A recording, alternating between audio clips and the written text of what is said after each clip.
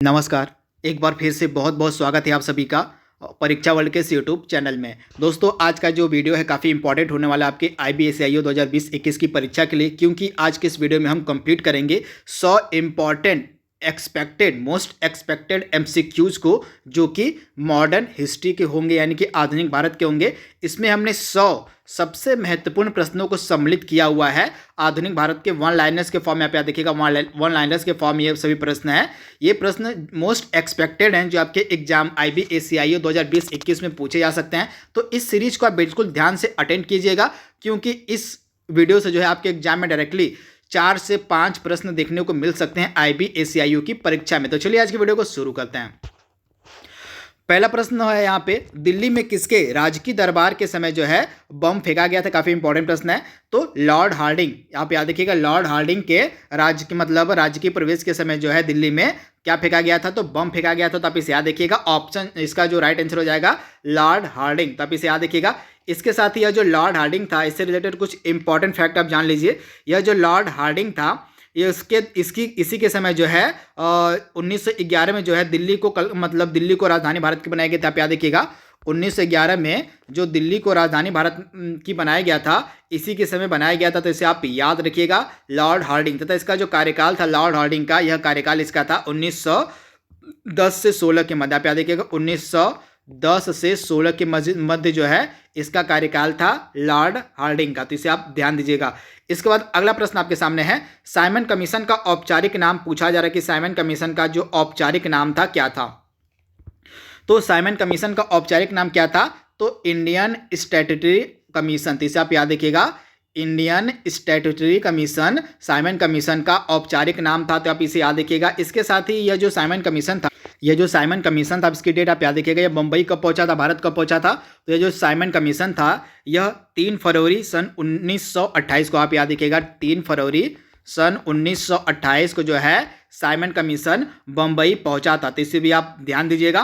तथा Simon commission को जो है व्हाइट मैन कमीशन की संज्ञा दी गई थी। अब इसको व्हाइट मैन कमीशन क्यों कहा गया था? आप याद रखिएगा, यह जो साइमन कमीशन था, इसको व्हाइट मैन कमीशन क्यों कहा गया था?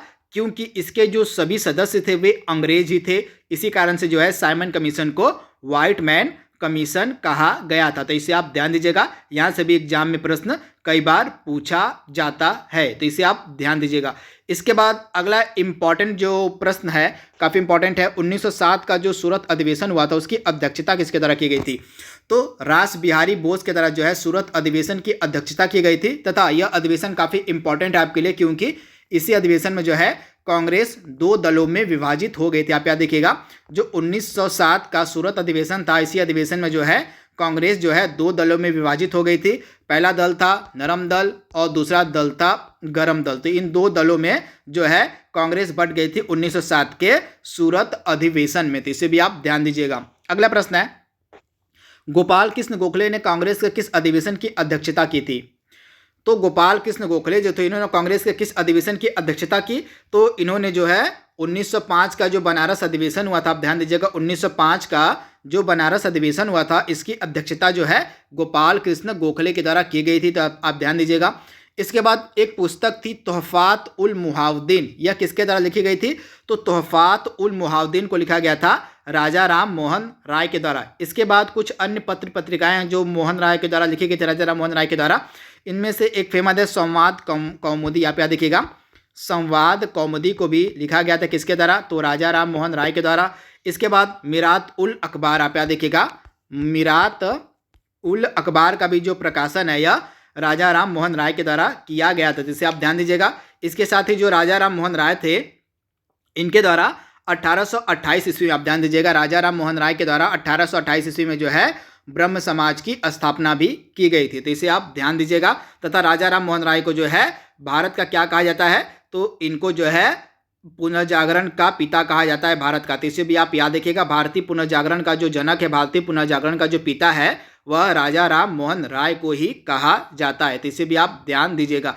इसके बाद इनके द्वारा एक और फेमस पुस्तक लिखी गई थी, जिसका नाम था, आप ध्यान दीजिएगा, राजा राम मोहन राय के द्वारा एक और फेमस पुस्तक लिखी गई थी, जिसका नाम था प्रीसेप्ट्स ऑफ जीसस। ये पुस्तक थी प्रीसेप्ट्स, पुस्तक का नाम था प्रीसेप्ट्स ऑफ जीसस, इसको 1820 ईस्वी में लिखा था राजा राम मोहन राय ने। तो इतने सारे फैक्ट आपको याद रखने हैं राजा राम मोहन राय से रिलेटेड। अगला है, तिलक और एनी बेसेंट की लीग को किस वर्ष एक में मिला दिया गया था, यानी कि जो होम रूल लीग थी, आप याद रखिएगा, होम रूल लीग की जो स्थापना है एनी बेसेंट के द्वारा भी की गई थी और तिलक के द्वारा भी की गई थी। तो आपको बताना है तिलक की होम रूल लीग और एनी बेसेंट की जो होम रूल लीग थी वह किस वर्ष मिलकर एक हो गई थी, तो 1918 में यह मिलकर एक हो गई थी। अगला प्रश्न है, प्रथम बार स्वराज शब्द किस अधिवेशन में व्यक्त किया गया था, तो कलकत्ता अधिवेशन हुआ था 1906 में, जिसकी अध्यक्षता की थी दादा भाई नौरोजी ने। आप याद रखिएगा, दादा भाई नौरोजी की तरह जो है 1906 में कांग्रेस के अधिवेशन की अध्यक्षता की गई थी कलकत्ता में। इसी अधिवेशन में जो है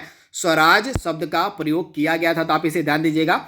इसके साथ ही पूर्ण स्वराज की मांग किस अधिवेशन में की गई थी, तो जो पूर्ण स्वराज की मांग थी, पूर्ण स्वराज की मांग जो थी यह किस अधिवेशन में की गई थी, तो 1929 का अधिवेशन हुआ था कांग्रेस का लाहौर में, जिसकी अध्यक्षता की थी पंडित जवाहरलाल नेहरू ने। इसी अधिवेशन में जो है पूर्ण स्वराज की मांग की गई थी, तो इसे भी आप ध्यान दीजिएगा। अगला प्रश्न है, जब तक महिलाओं पर अत्याचार चलता रहेगा तब तक भारतीय पुरुषों को यह अधिकार नहीं है कि वे भारत के शासन का प्रबंध अपने हाथों में ले। यह कथन किसके द्वारा कहा गया था, तो यह जो फेमस कथन है कहा गया था वेब मिलर के द्वारा, यानी कि राइट आंसर आपका जाएगा वेब मिलर। अगला प्रश्न है, भगत सिंह का स्मारक किस जगह बना हुआ है, काफी इंपॉर्टेंट प्रश्न है। जो भगत सिंह का स्मारक है यह किस जगह बना हुआ है आपको बताना है। तो भगत सिंह का जो स्मारक है बना हुआ है फिरोजपुर में। आप याद देखिएगा, फिरोजपुर में जो है भगत सिंह का स्मारक बना हुआ है। इसके साथ ही कुछ इंपॉर्टेंट जो पत्र हैं, पुस्तिकाएं हैं, तो जो भगत सिंह थे इनका नाम दो इंपॉर्टेंट सभाओं और संघ से जुड़ा हुआ है, जिसका नाम था, एक थी भारतीय नौजवान सभा, आप याद देखिएगा, भारतीय नौजवान सभा, और एक थी लाहौर छात्र संघ। इससे संबंधित थे भगत सिंह, तो इसे भी आप याद रखिएगा। इसके साथ ही हिंदुस्तान सोशलिस्ट रिपब्लिकन एसोसिएशन, जिसकी स्थापना 1928 में की गई थी, इसके भी सदस्य थे भगत सिंह, तो इसे भी आप ध्यान दीजिएगा। इसके बाद अगला इंपॉर्टेंट है, मुस्लिम लीग ने मुक्ति दिवस कब मनाया था, तो मुस्लिम लीग के द्वारा जो मुक्ति दिवस मनाया गया था 22 दिसंबर सन 1939 को। आप याद देखिएगा, मुस्लिम लीग के द्वारा जो मुक्ति दिवस मनाया गया था 22 दिसंबर 1939 को। क्यों मनाया गया था, कांग्रेस मंत्रिमंडल के त्याग देने के पश्चात, जब कांग्रेस की जो मंत्रिमंडल थी उसको उसके द्वारा जो त्यागपत्र दे दिया गया था, उसी त्यागपत्र के दौरान जो है जब कांग्रेस की मंत्रिमंडल ने त्यागपत्र दे दिया था, तो त्यागपत्र देने की खुशी में जो है मुस्लिम लीग ने मुक्ति दिवस मनाया था। आप याद देखिएगा, तो यह मुक्ति दिवस जो था यह 22 दिसंबर 1939 को मनाया गया था। इसके बाद अगला इंपॉर्टेंट प्रश्न है, बापू माई फादर संस्मरण किसके द्वारा लिखा गया था, तो इसको लिखा गया था मधुबेन के द्वारा। जो मधुबेन थी यह गांधी जी की पोती थी, इन्हीं के द्वारा जो है बापू माई मदर को लिखा गया था।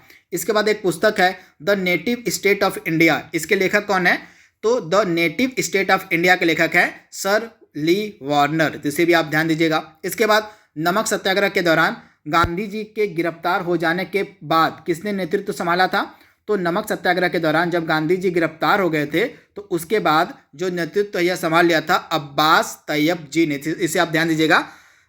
अब ध्यान दीजिएगा, जो गांधी जी थे नमक सत्याग्रह के दौरान जब यह गिरफ्तार हो गए थे तो उस नमक सत्याग्रह का जो नेतृत्व है किसके द्वारा किया गया था, तो इसका नेतृत्व किया गया था अब्बास तैयब जी के द्वारा, तो इसे आप ध्यान दीजिएगा। अगला प्रश्न है, जो काम 50,000 हथियारबंद सिपाही न कर सके वह काम गांधी जी ने अकेला कर दिखाया, यह कथन किसके द्वारा कहा गया था, तो यह कथन कहा था लॉर्ड माउंटबेटन ने, तो इसे आप ध्यान दीजिएगा। अगला है, एक पुस्तक है समाजवाद ही क्यों, इसको किसके द्वारा लिखा गया है, तो समाजवाद ही क्यों पुस्तक को लिखा गया है जयप्रकाश नारायण के द्वारा, तो आप इसे ध्यान दीजिएगा, जयप्रकाश नारायण के द्वारा जो है समाजवाद ही क्यों नामक पुस्तक को लिखा गया था। अगला है, विनोबा भावे पहली बार किस आंदोलन के दौरान गिरफ्तार हुए थे, तो विनोबा भावे जो है पहली बार किस आंदोलन के दौरान गिरफ्तार हुए थे, तो सविनय अवज्ञा आंदोलन के दौरान जो है विनोबा भावे पहली बार गिरफ्तार किए गए थे। अगला इंपॉर्टेंट प्रश्न है, गदर पार्टी की स्थापना 1900 कब की गई थी, तो गदर पार्टी की जो स्थापना यह कब की गई थी, तो 1 अप्रैल 1913 को, डेट आप याद रखिएगा, 1 अप्रैल की डेट थी, वर्ष था 1913 का, तो 1 अप्रैल 1913 को जो है गदर पार्टी की स्थापना की गई थी लाला हरदयाल के द्वारा। कहाँ पे, तो सैन फ्रांसिस्को, अमेरिका का एक शहर है सैन फ्रांसिस्को, यहीं पे जो है गदर पार्टी की स्थापना की गई थी लाला हरदयाल के द्वारा 1 अप्रैल 1913 को। अगला प्रश्न है, 1909 का जो इंडियन काउंसिल एक्ट था इसका अन्य नाम क्या था, तो मार्ले मिंटो सुधार के नाम से इसको जाना जाता है, तथा इसी एक्ट ने जो है मुस्लिमों के लिए पृथक निर्वाचन की व्यवस्था की थी, इसे आप याद रखिएगा। जो मुस्लिमों के लिए पृथक निर्वाचन की व्यवस्था थी, यह की गई थी 1909 के मार्ले मिंटो सुधार अधिनियम के तहत। तो इसे आप ध्यान दीजिएगा। अगला प्रश्न है, सविनय अवज्ञा आंदोलन के समय भारत का वायसराय कौन था? तो सविनय अवज्ञा आंदोलन के समय भारत का वायसराय था लॉर्ड इरविन। अगला प्रश्न है, अखिल भारतीय राजनीति में महात्मा गांधी का पहला कदम कब पड़ा था? मतलब किस में जो है महात्मा गांधी ने अखिल भारतीय पूरे भारत का नेतृत्व किया था आंदोलन का, आपको बताना है। तो अखिल भारतीय राजनीति में अखिल भारतीय राजनीति में जो है गांधी जी का जो पहला कदम था पड़ा था रॉलेट एक्ट के दौरान। तो आप इसे याद रखिएगा, पूरे भारत में जो है अखिल भारतीय राजनीति में जो पहला कदम महात्मा गांधी ने रखा था वह रखा था रॉलेट एक्ट के तहत 1919 ईस्वी में। तो इसे आप ध्यान दीजिएगा। इसके बाद कुछ इंपॉर्टेंट सत्याग्रह जो किए गए थे महात्मा गांधी के, जो कई बार एग्जाम में पूछे जाते हैं, आपको पता होना चाहिए। तो सबसे पहला जो सत्याग्रह था इनके द्वारा किया गया, वो किया गया था महात्मा गांधी के द्वारा। कौन सा? चंपारण। आप याद रखिएगा, चंपारण जो सत्याग्रह था यह महात्मा गांधी के द्वारा किया गया था बिहार के चंपारण में 1917 ईस्वी में। ये डेट और क्रम कई बार पूछ लिया जाता है। उसके बाद अहमदाबाद मिल मजदूर जो स्ट्राइक थी यह किया गया था 1918 में। उसके बाद खेड़ा सत्याग्रह किया गया था महात्मा गांधी की तरह, यह भी 1928 में। तो इसे भी आप ध्यान दीजिएगा। अगला है, किस आंदोलन के दौरान गांधी विवाहों का आयोजन किया गया? तो गांधी विवाहों का जो आयोजन किया गया था भारत छोड़ो आंदोलन के दौरान। तो आप इसे याद रखिएगा, भारत छोड़ो आंदोलन के दौरान जो है गांधी विवाहों का आयोजन किया गया था। तो आपको ध्यान रखना है, भारत छोड़ो आंदोलन के दौरान जो है गांधी विवाहों का आयोजन किया गया था। तो कई बार एग्जाम में प्रश्न पूछा जाता है, तो आपको यह पता होना चाहिए। इसके बाद अगला प्रश्न है, भारत में 1918 में प्रथम मजदूर संघ की स्थापना किसके द्वारा की गई थी? तो वीपी वाडिया की तरह। याद देखिएगा, भारत में 1918 में जो प्रथम मजदूर संघ था इसकी स्थापना की गई थी वीपी वाडिया के द्वारा। अगला प्रश्न है, सर्वेंट ऑफ इंडिया सोसाइटी की स्थापना किसने की? तो सर्वेंट ऑफ इंडिया सोसाइटी की स्थापना की गई थी गोपाल कृष्ण गोखले के द्वारा। आप ध्यान दीजिएगा, गोपाल कृष्ण गोखले के द्वारा जो है सर्वेंट ऑफ इंडिया सोसाइटी की स्थापना की गई थी। अगला प्रश्न है, साइमन कमीशन कब भारत आया? तो साइमन कमीशन भारत कब आया था? तो 3 फरवरी सन 1928 को। आप ध्यान दीजिएगा, 3 फरवरी सन 1928 को जो है साइमन कमीशन भारत आया हुआ था। अगला प्रश्न है, अखिल भारतीय किसान सभा का पहला आंदोलन कहाँ पे हुआ था? तो अखिल भारतीय किसान सभा का जो पहला आंदोलन था यह हुआ था लखनऊ में। तो इसे आप ध्यान दीजिएगा। अगला प्रश्न है, 1872 के नेटिव मैरिज एक्ट पारित कराने में प्रमुख भूमिका किसके द्वारा निभाई गई थी? तो केशव चंद्र सेन ने जो है 1872 का जो नेटिव मैरिज एक्ट था उसको पारित कराने में एक महत्वपूर्ण योगदान दिया था। तो केशव चंद्र सेन राइट आंसर इसका है। अगला प्रश्न है, किसने भारत विभाजन को एक विश्वासघातपूर्ण कार्य कहा था?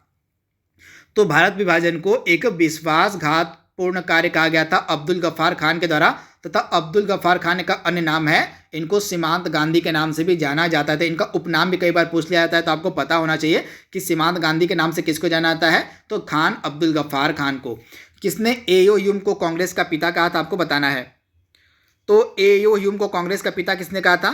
तो एओ ह्यूम को कांग्रेस का पिता कहा था महात्मा गांधी ने। तो आप इसे याद रखिएगा, एओ ह्यूम को जो है कांग्रेस का पिता कहा गया था महात्मा गांधी के द्वारा। तो आपको यह ध्यान रखना है। इसके बाद कुछ अगला प्रश्न है, विदेश में प्रथम तिरंगा फहराने का श्रेय किसको जाता है? तो विदेश में प्रथम तिरंगा फहराने का श्रेय जाता है मैडम भीखाजी कामा को। इन्होंने 1907 में जर्मनी के स्टुटगार्ट में जो है भारत का तिरंगा लहराया था। तो आप इसे ध्यान दीजिएगा। अगला प्रश्न है, लंदन में इंडिया हाउस की स्थापना किसके द्वारा की गई थी? तो लंदन में इंडिया हाउस की स्थापना की गई थी श्यामजी कृष्ण वर्मा के द्वारा। आप ध्यान रखिएगा, श्यामजी कृष्ण वर्मा के द्वारा जो है लंदन में इंडिया हाउस की स्थापना की गई थी। अगला प्रश्न है, किसानों द्वारा जो है प्रतापगढ़ जिले में चलाया गया आंदोलन किस नाम से चलाया गया था? तो किसानों के द्वारा जो प्रतापगढ़ में चलाया गया आंदोलन तो उसको नाम दिया गया था नाई धोबी बंद आंदोलन। आप ध्यान दीजिएगा, नाई धोबी बंद आंदोलन जो था यह प्रतापगढ़ जिले में चलाया गया था किसानों के द्वारा। अगला प्रश्न है, यंग बंगाल आंदोलन का प्रवर्तक कौन था? तो यंग बंगाल आंदोलन का प्रवर्तक था हेनरी विवियन डेरोजियो। तो इसे आप ध्यान दीजिएगा, यंग बंगाल आंदोलन का प्रवर्तक कौन था? तो हेनरी विवियन डेरोजियो। अगला प्रश्न है, वाराणसी में प्रथम संस्कृत विश्वविद्यालय की स्थापना किसके द्वारा की गई? तो वाराणसी में प्रथम संस्कृत विश्वविद्यालय की स्थापना की गई जोनाथन डंकन के द्वारा। किसके द्वारा? तो वाराणसी में प्रथम जो संस्कृत विश्वविद्यालय था इसकी स्थापना की गई थी जोनाथन डंकन के द्वारा। अगला प्रश्न है, और समाचार पत्रों से प्रतिबंध हटाने का श्रेय किसको जाता है? तो समाचार पत्रों से प्रतिबंध हटाने का जो श्रेय जाता है चार्ल्स मेटकाफ को। तो आप ध्यान दीजिएगा, समाचार पत्रों से जो प्रतिबंध था वो हटाने का जो श्रेय दिया जाता है चार्ल्स मेटकाफ को। अगला प्रश्न है, अंग्रेजों व फ्रांसीसी के मध्य वांडीवास का युद्ध कब लड़ा गया था? तो अंग्रेजों और फ्रांसीसियों के मध्य जो है वांडीवास का जो युद्ध था यह कब लड़ा गया था? तो यह युद्ध लड़ा गया था 1760 ईस्वी में जिसमें जो है फ्रांस की सेना पराजित हो गई थी। आप ध्यान दीजिएगा, वांडीवास की लड़ाई में जो है अंग्रेजों ने फ्रांसीसियों को हरा दिया था, जिसके कारण जो है फ्रांसीसियों का जो अस्तित्व था वह समाप्त हो गया था लगभग भारत में। तो इसे भी आप ध्यान दीजिएगा। अगला प्रश्न है, कलकत्ता नगर की नींव किसके द्वारा रखी गई थी?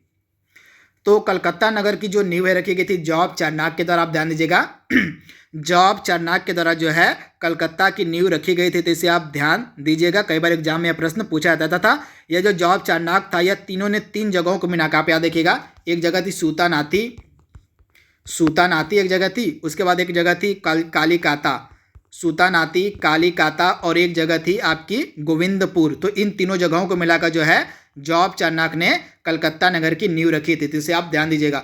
इसके बाद ही जो बम्बई शहर था उसका वास्तविक संस्थापक किसे कहा था? कई बार एग्जाम में यह भी प्रश्न पूछा जाता है। तो गेराल्ड ओंगियार इसका नाम था, गेराल्ड ओंगियार। तो था गेराल्ड ओंगियार को जो है क्या कहा जाता है? तो बम्बई शहर का वास्तविक संस्थापक जो है तो बम्बई शहर का जो वास्तविक संस्थापक है यह कहा जाता है गेराल्ड ओंगियार को। तो इसे भी आप ध्यान दीजिएगा। इसके बाद अगला प्रश्न है, और दिल्ली में स्वदेशी आंदोलन का नेतृत्व किसके द्वारा किया गया? तो दिल्ली में स्वदेशी आंदोलन का जो नेतृत्व यह किया गया था शहीद हैदर रजा के द्वारा, यानी कि ऑप्शन इसका राइट आंसर हो जाएगा शहीद हैदर रजा। आप याद रखिएगा, दिल्ली में स्वदेशी आंदोलन का जो नेतृत्व यह किया गया था शहीद हैदर रजा के द्वारा। अगला प्रश्न है, मैग्सेसे अवार्ड पाने वाला प्रथम भारतीय। तो मैग्सेसे अवार्ड पाने वाला प्रथम भारतीय था विनोबा भावे। तो आप इसे याद रखिएगा। अगला प्रश्न है, भारतवर्ष का सर्वप्रथम किसान आंदोलन कौन सा था? तो भारतवर्ष का सर्वप्रथम जो किसान आंदोलन था, किसान मूवमेंट था, यह माना जाता है बिजोलिया आंदोलन को। यह 1897 में मेवाड़ किसानों के द्वारा शुरू किया गया था। अगला प्रश्न है, कॉर्नवालिस द्वारा अस्थायी बंदोबस्त कब लागू किया गया था? काफी इंपॉर्टेंट प्रश्न है। तो लॉर्ड कॉर्नवालिस के द्वारा जो है अस्थायी बंदोबस्त कब लागू किया गया था? तो लॉर्ड कॉर्नवालिस के द्वारा जो है अस्थायी बंदोबस्त लागू किया गया था 1793 ईस्वी में। आप याद देखिएगा, 1793 में जो है लॉर्ड कॉर्नवालिस के द्वारा जो है अस्थायी बंदोबस्त को लागू किया गया था। तो आप इसे याद रखिएगा। इसके बाद ही भारत में सिविल सेवा का जो जनक है यह कॉर्नवालिस को ही माना जाता है। आप ध्यान दीजिएगा, कॉर्नवालिस को ही भारत में सिविल सेवा का जनक माना जाता है। इसके बाद उत्तर प्रदेश के गाजीपुर शहर में कॉर्नवालिस की कब्र स्थापित, यानी कि कब्र है उत्तर प्रदेश के गाजीपुर में लॉर्ड कॉर्नवालिस की। इसे भी आप ध्यान दीजिएगा। अगला प्रश्न है, भोपाल गैस कांड कब हुआ था? तो 2 दिसंबर सन 1984 को जो है भोपाल गैस कांड हुआ था। तो राइट आंसर आपका जाएगा 2 दिसंबर 1984। हमारे हाथ नहीं है जो हमारे साथ नहीं है वह हमारे विरुद्ध, यह कथन किसके द्वारा कहा गया?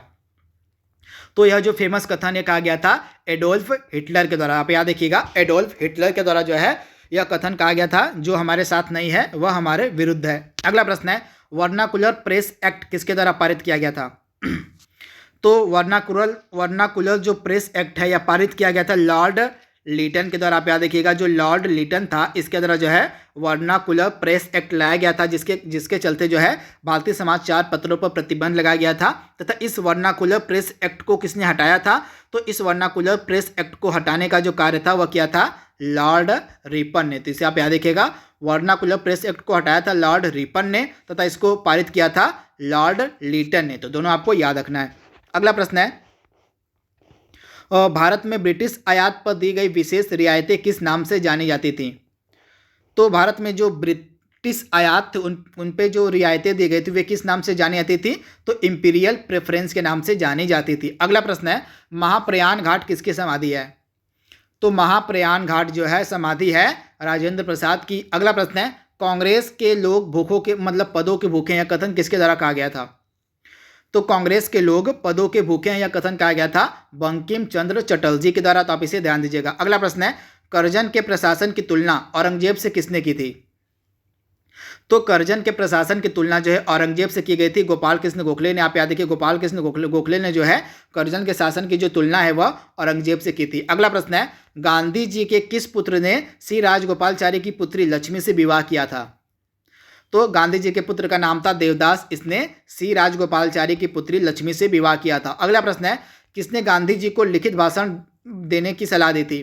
तो गांधी जी को लिखित भाषण देने की सलाह दी थी फिरोज शाह मेहता ने। तो इसे आप ध्यान दीजिएगा। अगला प्रश्न है, तुम पहले एक भारतीय हो बाद में मुसलमान हो, यह कथन किसके द्वारा कहा गया था? तो यह कथन कहा गया था मोहम्मद अली जिन्ना के द्वारा।